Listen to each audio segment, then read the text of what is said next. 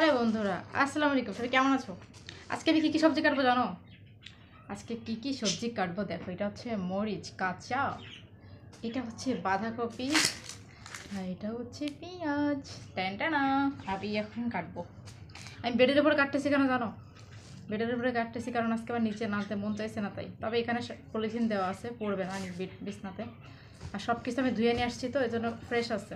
তো দেখো বাঁধাকপি আমি কাটি কেমনে। তোমরা কীভাবে বাঁধাকপি কাটো আমি কিন্তু জানি না, বাট আমি কিন্তু এভাবেই কাটি। হ্যাঁ, এই দেখো ছোট্ট ছোট্ট পিস করে করে কাটি। আর আমি বাঁধাকপিটা ফ্রাই করি। আমার বড়েরও পছন্দ, পাশাপাশি আমারও।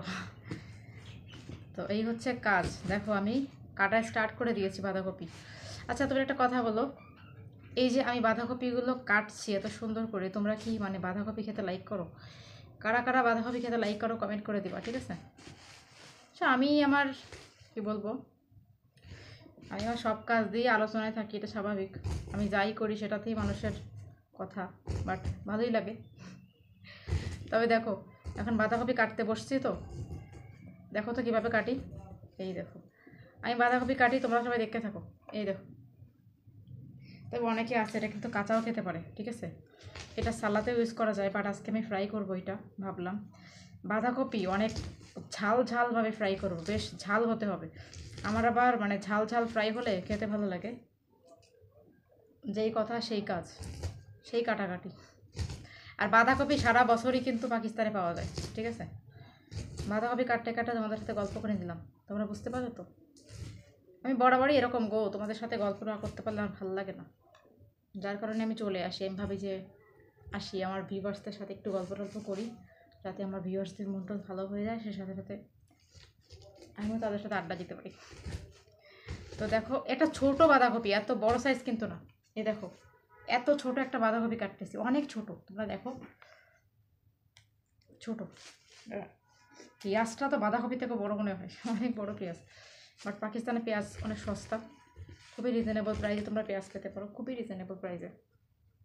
আর আমি যখন সবজি টবজি কাটাকাটি করি, আবার নিজের গায়ের উপরে টাওয়াল দিয়ে রাখি, যাতে আমার নিচের গায়ের উপর ময়লা না আসে, ঠিক আছে? দেখো কত সুন্দর না? বাহ বাবা। আর যখন শীতকাল হয়, আমি তো নিজে কোনোদিন সবজিই কাটি না, আমি সব সময় বরাবরই বেডের উপরে সবজি কাটি যখন শীতকাল হয়, সে যাই হয়ে যাক। তবে একটা নর্মাল কাপড় দিয়ে রাখি বেডের উপরে, যাতে সেটা মানে উঠে ফেলে দেওয়া যায়। এখনও অবশ্যই পলিথিনের উপরে কাটতেছি, বেডে ময়লা যাবে না, ঠিক আছে? বাট এটা অনেকে আছে হাসবা যে এখানে বসে সবজি কাটতেছে, বাট কী করবো, ভালো লাগে কাটাকাটি করতে। দেখো আজকে বিছনার উপরে বসেই কাটতেছি। আর বাঁধাকপি আমার অনেক ফেভারিট একটা জিনিস, যেটা আমি কম্প্রোমাইজ করতে পারি না, ভালো লাগে। তবে আমি একসময় বাঁধাকপি দিয়ে গরুর মাংস রান্না করছি, এটাও অনেক মজা। আমি বিভিন্ন রকমের রেসিপি ট্রাই করি বাসায় বসে বসে, এখন তোমরা করো কিনা জানি না। আর পাকিস্তানি মানুষ কিন্তু বাঁধাকপি একটু কম খায়, সত্যি কথা যেটা, এটা আসলে পেঁয়াজ। পাকিস্তানি মানুষ বাঁধাকপি অনেক কম খায়, কেন কম খায় সেটা আমি জানি না, বাট তারা অনেক কম খায়। আচ্ছা বলো, আমার এই ছোট্ট ব্লগটা তোমাদের কাছে কেমন লাগলো কমেন্ট করে জানাবা।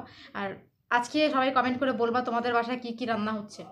আমি তো বাঁধাকপি ফ্রাই করবো, তোমরা কী রান্না করতেছো কমেন্ট করে আমাকে এক্ষুনি জানিয়ে দাও, ঠিক আছে? দেখা হচ্ছে, টাটা।